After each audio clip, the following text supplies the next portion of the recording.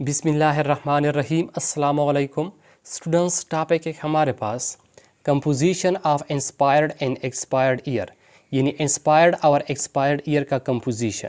तो students, composition of inspired and expired air का मतलब ये है कि जिस ईयर को हम इंस्पायर करते हैं, यानी जिस ईयर को हम इनहेल करते हैं, सो इस ईयर में जो कंपोनेंट्स मौजूद होती है, इस कंपोनेंट्स का कंपोजिशंस कितना होता है। इसके साथ साथ जिस ईयर को हम एक्सपायर करते हैं, जिस ईयर को जो है ना हम एक्सहेल करते हैं, सो इस ईयर में जो कंपोनेंट्स मौजूद होती है, इस कंपोनेंट्स का कंपोजिशंस कितना होता है। तो स्टूडेंट्स, यहाँ पर जो है ना मैंने आप लोगों के लिए एक टेबल्स बनाया है। इस टेबल के थ्रू जो है ना आप आसानी के साथ composition of inspired and expired year को समझ पाओगे। स्टूडेंट्स, इस टेबल में जो है ना मैंने 3 कॉलम्स बनाए हैं। इनमें पहला कॉलम है ईयर कंपोनेंट्स का, दूसरा कॉलम है इंस्पायर्ड ईयर का, और तीसरा कॉलम है एक्सपायर्ड ईयर का। अब स्टूडेंट्स, पहला कॉलम है ईयर कंपोनेंट्स का। तो स्टूडेंट्स, ईयर कंपोनेंट्स का मतलब है कि ईयर में जो oxygen, carbon dioxide, water vapour, temperature या दूसरी जो पार्टिकल मौजूद होती है, सो इनको जो है ना स्टूडेंट्स ईयर कंपोनेंट्स कहते हैं। अब स्टूडेंट्स, ईयर कंपोनेंट में पहला कंपोनेंट है ऑक्सीजन। अब स्टूडेंट्स, अगर हम ऑक्सीजन को देखें, सो ऑक्सीजन जिस ईयर को हम इंस्पायर करते हैं, इस इंस्पायर्ड ईयर में जो है ना स्टूडेंट्स ऑक्सीजन का जो परसेंटेज होता है, जो कंपोजिशन होता है, वो 21% होता है। मतलब जिस ईयर को हम इंस्पायर करते हैं, इस ईयर में जो है ना ऑक्सीजन का कंपोजिशन 21% होता है। इसके साथ साथ स्टूडेंट, जिस ईयर को हम एक्सपायर करते हैं, सो इस ईयर में जो है ना ऑक्सीजन का जो कंपोजिशन होता है वो 16% होता है। यानी जब हम ईयर को इनहेल करते हैं तो इस दौरान इस ईयर में जो है ना ऑक्सीजन का परसेंटेज 21% होता है, और जब हम इस ईयर को एक्सहेल करते हैं तो फिर इस दौरान इस ईयर में जो है ना ऑक्सीजन का कंपोजिशन 16% होता है। यहाँ पर जो है ना ये ऑक्सीजन का कंपोजिशन कम हो जाता है। क्यों कम हो जाता है? इसलिए कम हो जाता है कि इनमें से जो है ना कुछ ऑक्सीजन वो अल्वियोलाई से ब्लड में डिफ्यूज़ हो जाता है। वो अल्वियोलाई से जो है ना स्टूडेंट्स ब्लड में चला जाता है। सो इसी वजह से जो है ना स्टूडेंट्स इस ऑक्सीजन का जो कंपोजिशन है वो जो है ना कम हो जाता है।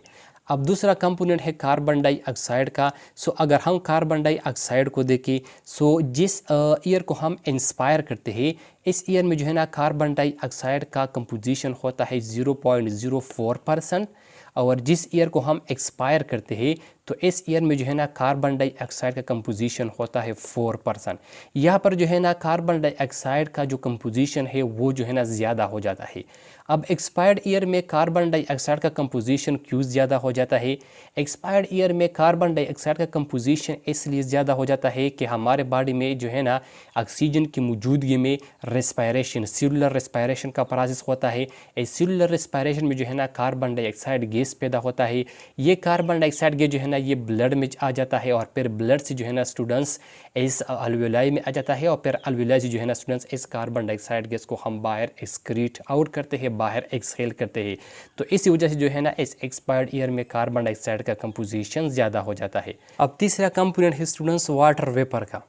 तो स्टूडेंट्स, अगर हम वाटर वेपर को देखें, सो इंस्पायर्ड ईयर में वाटर वेपर का जो कंपोजिशन होता है स्टूडेंट्स वो वेरिएबल होता है। मतलब ये मुख्तलिफ होता है। ये जो है ना बाज़ एनवायरनमेंट में जो है ना एक मकदार में होता है, दूसरे एनवायरनमेंट में जो है ना दूसरे मकदार में होता है। तो स्टूडेंट्स, ये जो है ना एनवायरनमेंट में डिपेंड करता है कि इस एनवायरनमेंट जो है ना वाटर वेपर कितना है। सो फिर जो है ना वो इस एनवायरनमेंट में जो है ना डिपेंडेड है। तो स्टूडेंट्स, इंस्पायर्ड ईयर में जो वाटर वेपर होता है वो वेरिएबल होता है, मुख्तलिफ होता है। लेकिन एक्सपायर्ड ईयर में वाटर वेपर का जो कंपोजिशन होता है वो सिचुएटेड होता है। मतलब जब हम ईयर को इनहेल करते हैं तो इस दौरान इस ईयर में जो है ना वाटर वेपर का कंपोजिशन वो वेरिएबल होता है। लेकिन जब हम ईयर को एक्सहेल करते हैं तो इस दौरान इस ईयर में जो है ना वाटर वेपर का कंपोजिशन वो सिचुएटेड होता है। क्यों?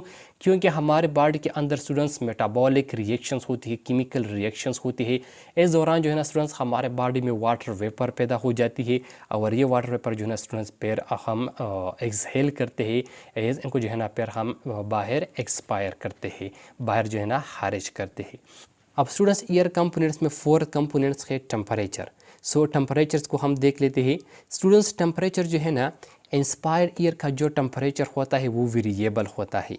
इंस्पायर्ड एयर का जो टेम्परेचर होता है वो वेरिएबल होता है, क्योंकि टेम्परेचर ये भी जो है ना एनवायरनमेंट पर डिपेंड करता है। बाज़ एनवायरनमेंट ऐसे होते हैं कि उनका टेम्परेचर लो होता है, बाज़ एनवायरनमेंट ऐसे होते हैं कि उनका टेम्परेचर जो है ना ज़्यादा होता है, वहाँ पर जो है ना टेम्परेचर ज़्यादा होता है। सो स्टूडेंट्स, इंस्पायर्ड ईयर में जो टेम्परेचर होता है ये भी वेरिएबल होता है, लेकिन एक्सपायर्ड ईयर में एक्सपायर्ड ईयर का जो टेम्परेचर होता है स्टूडेंट्स वो 38 डिग्री सेंटीग्रेड होता है। अब स्टूडेंट्स, एक्सपायर्ड ईयर का टेम्परेचर 38 डिग्री सेंटीग्रेड क्यों होता है? सो एक्सपायर्ड ईयर का टेम्परेचर 38 डिग्री सेंटीग्रेड इसलिए होता है कि हमारे बॉडी का जो नॉर्मल टेम्परेचर है वो 37.6 डिग्री सेंटीग्रेड है। सो इसके साथ साथ हमारे बॉडी में जो है ना और मेटाबॉलिक केमिकल रिएक्शंस भी होते हैं। सो इसी वजह से जिस एयर को हम इनहेल करते हैं ये एयर जब रेस्पिरेटरी आर्गन से पास हो जाता है, मतलब ये नेजल कैविटी से, फेरिंग्स से, लेरिंग से, ट्रीकिया से पास हो जाता है, तो यहाँ पर जो है ना ये ईयर वार्म हो जाता है, ये ईयर जो है ना गर्म हो जाता है और उनका जो टेम्परेचर होता है वो 38 डिग्री सेंटीग्रेड तक पहुँच जाता है।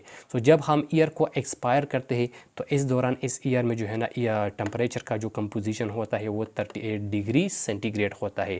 तो स्टूडेंट्स, ये था हमारे पास composition of inspired and expired air. I hope आपको समझ आया होगा। इंशाल्लाह नेक्स्ट लेक्चर में मुलाकात होगी। Thank you, वस्सलाम।